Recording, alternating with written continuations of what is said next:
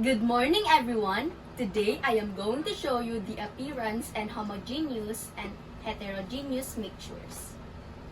First, we need 4 glasses, tap water, powdered milk, salt, oil, gravel. Now, I am going to half fill the 4 glasses with tap water.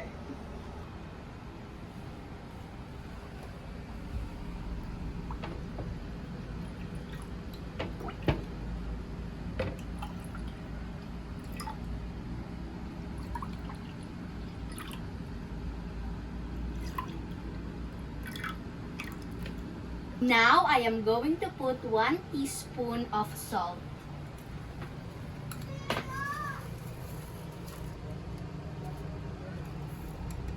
Now, let's stir it. And let's observe.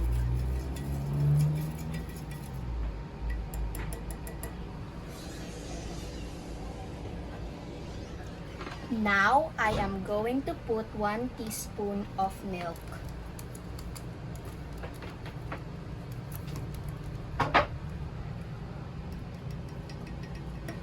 Let's stir and observe.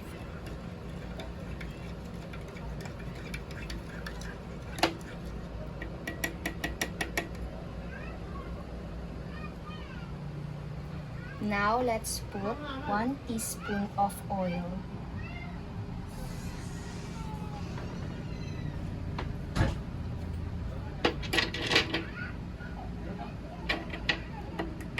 Let's stir and observe.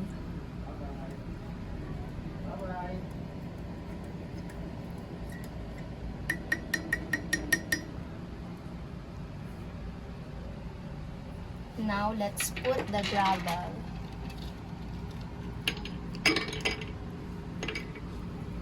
Let's stir and observe.